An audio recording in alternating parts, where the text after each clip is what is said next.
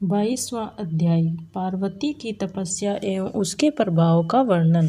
ब्रह्मा जी बोले, हे देवर्षि, आपके चले जाने पर प्रसन्नचित पार्वती ने शिव जी को तपस्या से ही साध्य माना और तपस्या करने का मन बना लिया। तदंतर पार्वती ने अपनी जया और विजया नामक सखियों के द्वारा अपनी माता मेना तथा पिता हिमालय से तप करने की आज्ञा मांगी। उन दोनों सखियों ने सबसे पहले पर्वतराज हिमालय के पास जाकर नम्रतापूर्वक भक्ति भाव से प्रणाम कर पूछा। सखियां बोली, हे हिमालय, आपकी पुत्री पार्वती जो आपसे कुछ कहना चाह रही है उसे सुनिए। यह आपकी पुत्री अपने शरीर रूप तथा आपके कुल को भगवान शंकर की आराधना से सफल बनाना चाहती है। वे शंकर तपस्या से ही साध्य है, अन्य उपाय से उनका दर्शन संभव नहीं है। हे गिरिराज, इसीलिए आपको इसी समय आज्ञा प्रदान करनी चाहिए, जिससे गिरिजावन में जाकर आदरपूर्वक तपस्या करे।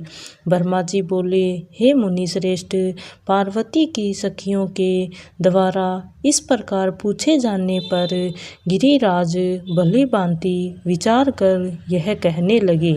हिमालय बोले, मुझे तो यह बात अच्छी लगती है, परंतु यदि पार्वती की माता को यह बात अच्छी लगे तो ऐसा ही होना चाहिए।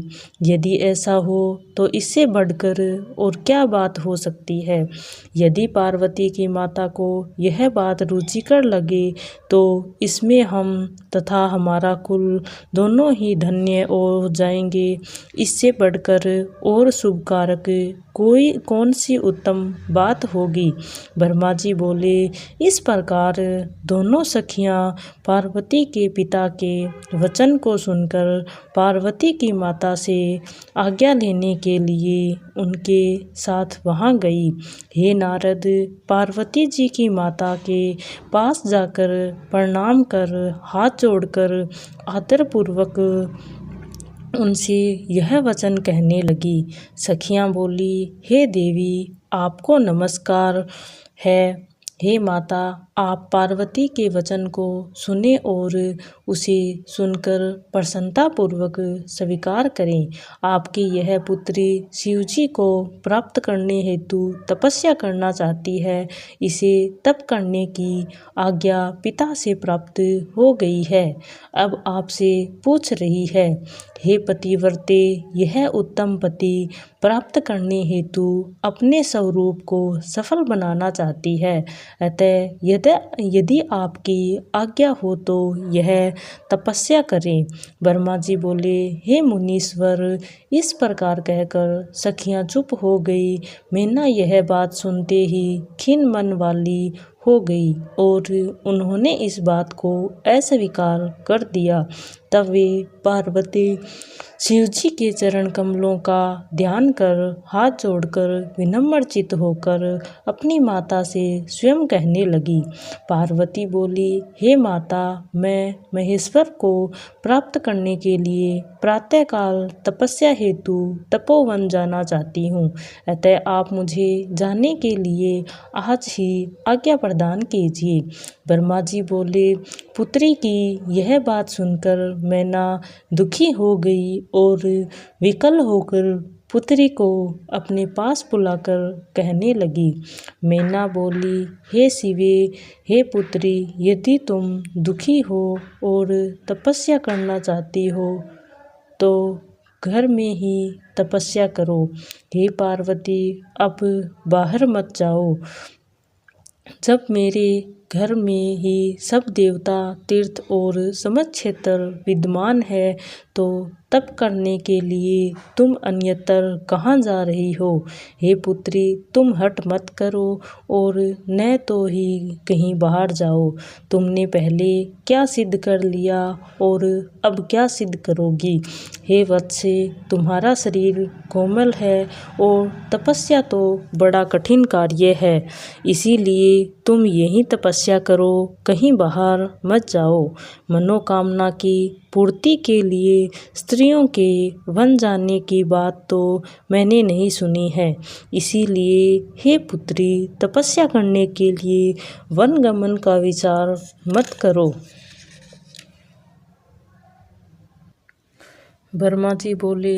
इस प्रकार उनकी माता ने अनेक प्रकार से पुत्री को वन जाने के लिए मना किया, किंतु शंकर जी की आराधना के बिना कहीं भी उन पार्वती को शांति नहीं मिली।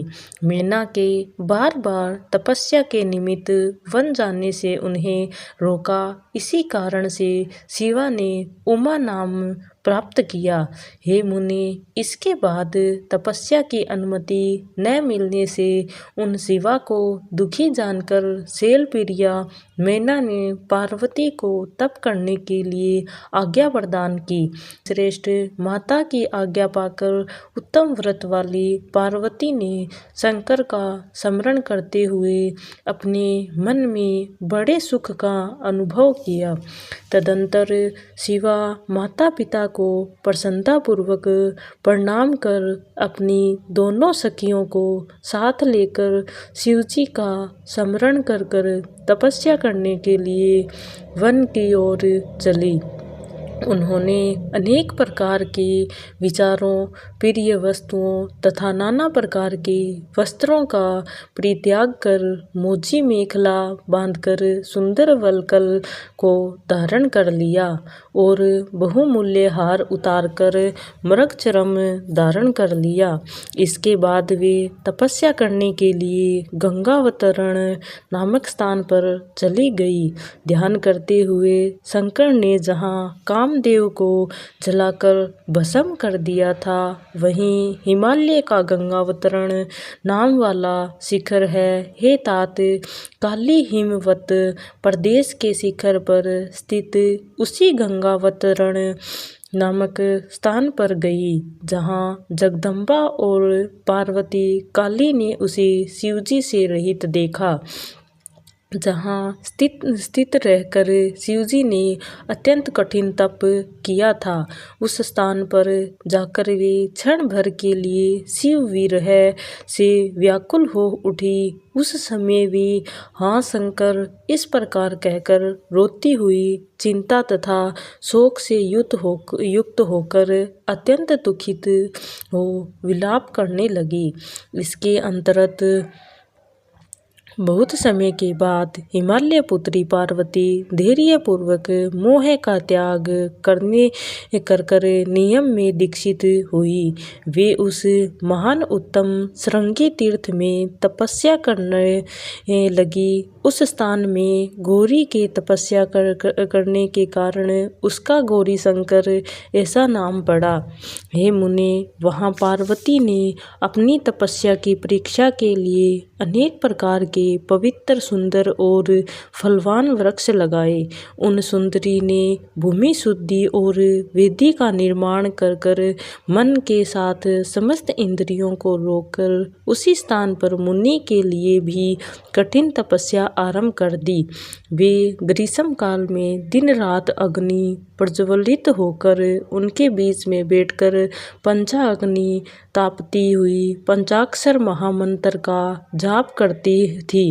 वे वर्षा के समय पत्थर की चट्टान में स्थित मंडल पर सुस्थिर आसन लगाकर बैठी हुई खुले आकाश में नीचे जल की धारा सहन करती और भक्ति से तत्पर होकर निराहार रहकर वे शीतकाल की रात्रियों में निरंतर शीतल जल से निवास करती। वे इस प्रकार पंचाक्षर मंत्र से के जप में रत होकर तप करती हुई वे संपूर्ण मनोवांछित फल के दाता शंकर का ध्यान करने लगी। वे प्रतिदिन अवकाश मिलने पर अपने सुंदर वृक्षों को सखियों के साथ प्रसन्नतापूर्वक सींचती थी तथा अतिथि सत्कार भी करती थी। शुद्ध चित्त वाली वे पार्वती आंधी सर्दी अनेक प्रकार की वर्षा तथा असह्य धूप बिना कष्ट माने सहा करती थी। हे मुने, इस प्रकार उनके ऊपर अनेक प्रकार के दुख आए परंतु उन्होंने उनकी कुछ भी परवाह नहीं की। वे केवल शिव में मन लगाकर वहाँ स्थित रही। इस प्रकार तप करती हुई देवी ने पहले फलाहार से फिर पत्ते से आहार से क्रमश अनेक वर्ष बिताए। तदंतर हिमालय पुत्री शिवा देवी पत्ते भी छोड़कर सर्वथा निराहार रहकर तपस्या में रहने लगी। जब उन हिमालय पुत्री शिवा ने पत्ते खाना भी छोड़ दिया तब वे शिवा देवताओं के द्वारा अर्पणा कही जाने लगी। इसके बाद पार्वती भगवान शिव का ध्यान कर एक पैर पर खड़ी होकर पंचाक्षर मंत्र का जाप करती हुई कठोर तपस्या करने लगी। उनके अंग चीर और वल्कल में ढके थे। वे सिर पर जटाजूट को धारण किए हुए थी। इस प्रकार शिवजी के चिंतन में लगी हुई पार्वती ने तपस्या के द्वारा मुनि को भी चित लिया। इस प्रकार तप करती हुई तथा महेश्वर का चिंतन करती हुई उन काली ने 3000 वर्ष इस तपोवन में बिता दिए जहाँ पर शंकर जी ने 60,000 वर्ष तक तपस्या की थी। उस स्थान पर कुछ क्षण रुककर वे अपने मन में विचार करने लगी। हे महादेव, क्या आप तपस्या में संलग्न हुए मुझे नहीं जानते और जो कि मुझे तपस्या में लीन हुए इतने वर्ष बीत गए फिर भी आपने मेरी शुद्धि न ली।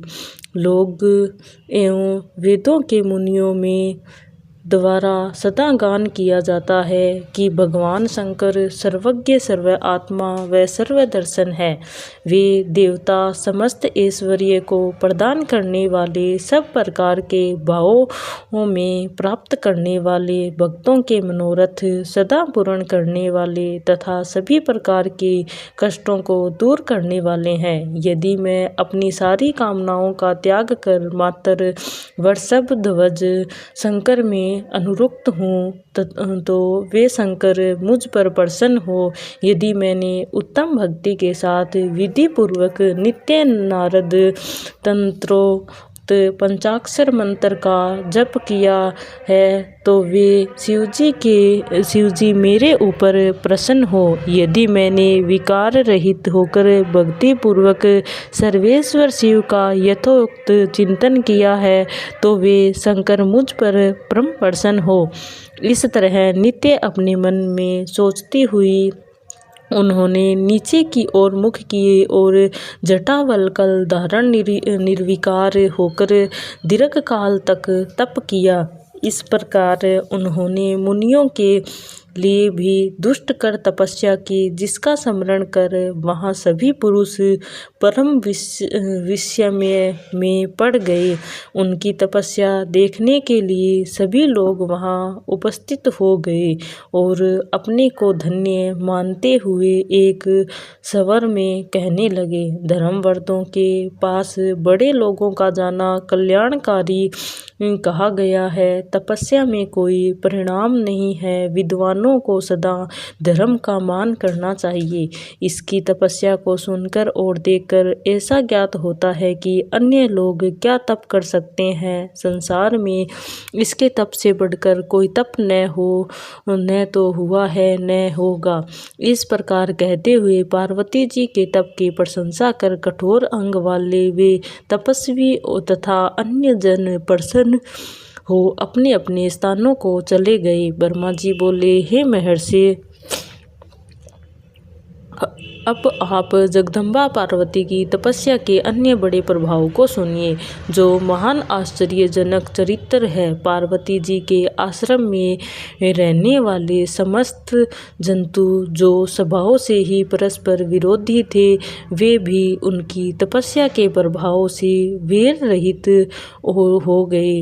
निरंतर राग और दोष से युक्त रहने वाले वे सिंह और गो आदि भी वहाँ की तपस्या की महिमा से परस्पर बाधा नहीं पहुँचाते थे। वे मुनि श्रेष्ठ मार्जार मूषक आदि भी, जो स्वभाव से आपस में वैर करने वाले हैं, वे भी एक दूसरे के प्रति कभी विकार भाव नहीं रखते थे। हे मुनि सत, वहाँ फल युक्त वृक्ष, विधि प्रकार के तृण और विचित्र पुष्प उत्पन्न हो गए। वह संपूर्ण वन की उनकी तपस्या की सिद्धि के रूप में हो गए और कैलाश के समान मालूम पड़ने लगा। इस प्रकार श्री शिव महापुराण के अंतर्गत द्वितीय रुद्र संहिता के तृतीय पार्वती खंड में पार्वती तपस्या वर्णन नामक 22वां अध्याय पूर्ण हुआ। आज के लिए बस इतना ही। अगर आप सभी को यह वीडियो पसंद आए तो प्लीज़ मेरी वीडियो को लाइक करना, शेयर करना और सब्सक्राइब करना मत भूलना। राम राम सभी को, धन्यवाद।